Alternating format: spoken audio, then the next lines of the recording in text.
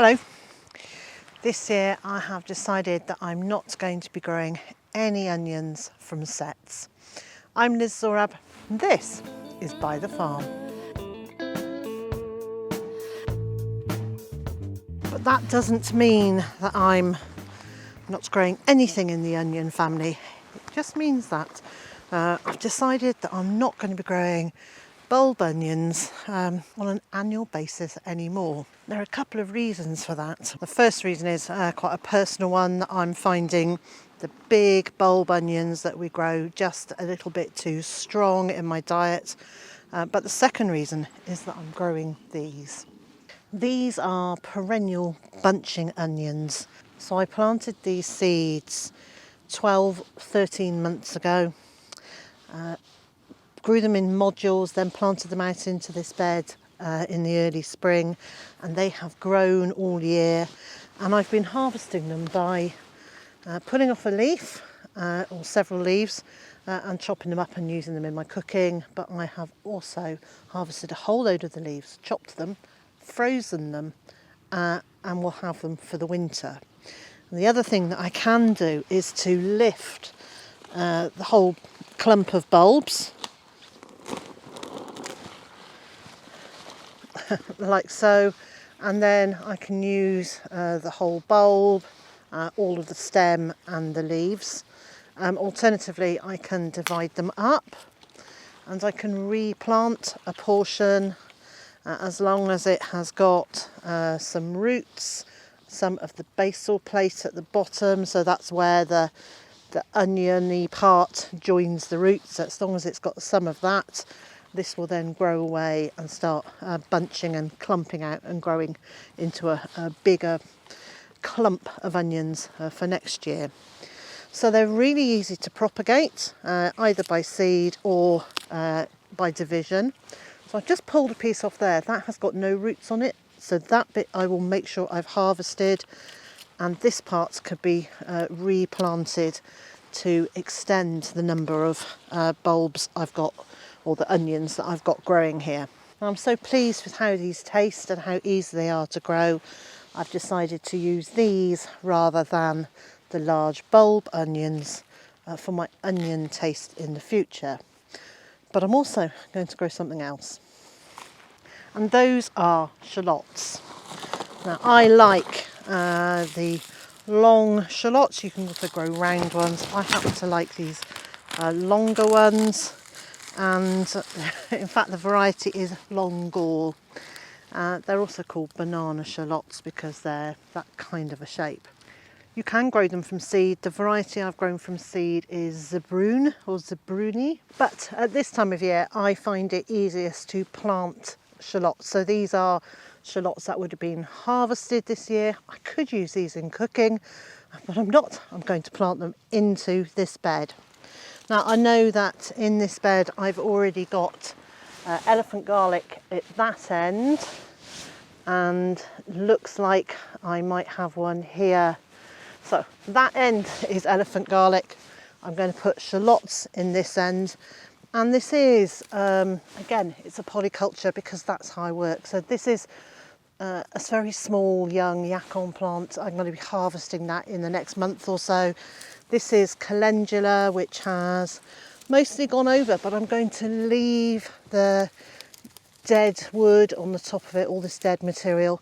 It will help protect the roots and the young growth down there.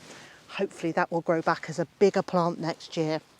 And then in here there are also some flowering plants. There's some ranunculus, which I planted last year. I thought I'd actually lifted most of them out, but I can still see plenty of them coming back. So I'm going to get some shallots in here. And as with all allium sets, you plant them by putting the root end down, which is usually the flatter end, and the pointy end up. The general rule is that you plant bulbs with twice as much soil above them. If you can't do that, when you're not growing them to flower, it's really not a problem. So flowering bulbs really do need twice the depth of soil above them, but we're only growing these to eat, not to go to flower. So if they don't go in that deep, it's not an issue. First thing I'm going to do is clear out any plants that have gone over. So this was a squash. I've harvested those. So I'm going to break that off, leave the roots in the ground to let the nutrients from the roots go into the soil, and to leave all the microbial life that's around those roots, leave them where they are. The only thing I think I really need to lift out is the grass, and I could also take out these which are forget-me-nots, but I'm really happy to have them in the ground. Their roots will continue to act and react and interact with the microbial soil life, so that's all good for improving the soil. And well, I quite like forget-me-nots, they're really very pretty.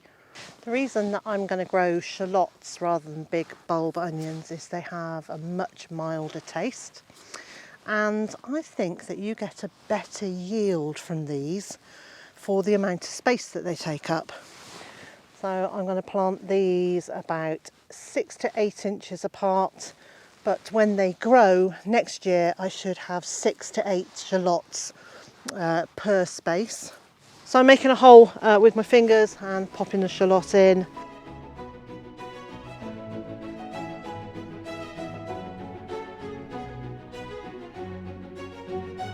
And all that remains to do is to cover over these shallot bulbs and to make sure that I label them.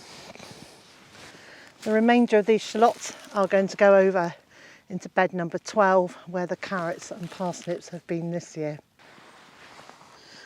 These are all Autumn King carrots, and in the moisture that we've had on our site this summer and the warmth which they have also quite enjoyed, they've grown really very big.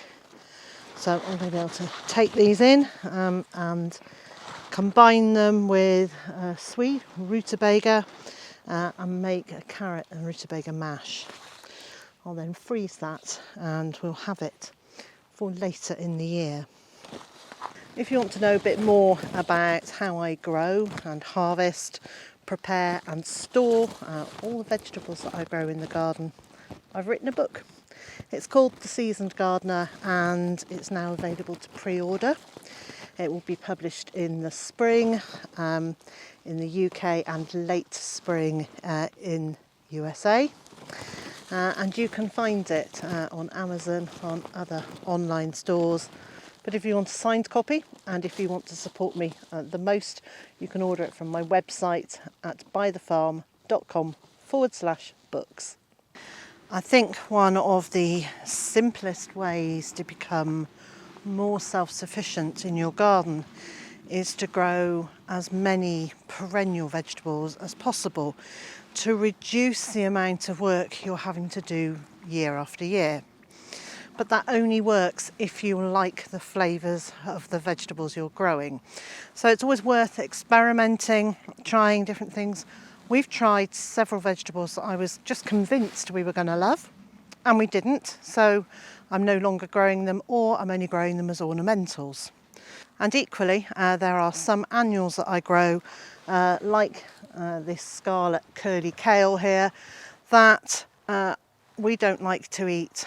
I do like them as ornamentals, and they are great for using to have something growing in the ground to keep that soil covered and to preserve the soil life in it.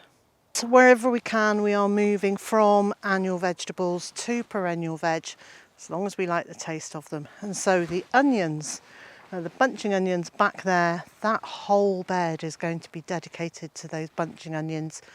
Year upon year, they're going to give us a higher yield. I'll be able to harvest more of the green tops, more of the bulbs, and they may not stay in that bed forever. I may lift them and move them into another bed. I may grow them in a larger area in the food forest. We're not restricted to them being there. Working out how much food to grow to feed your family is a fairly straightforward process, and I've made a video that shows you exactly how I do that, and if you click on this link it'll take you directly through to that video.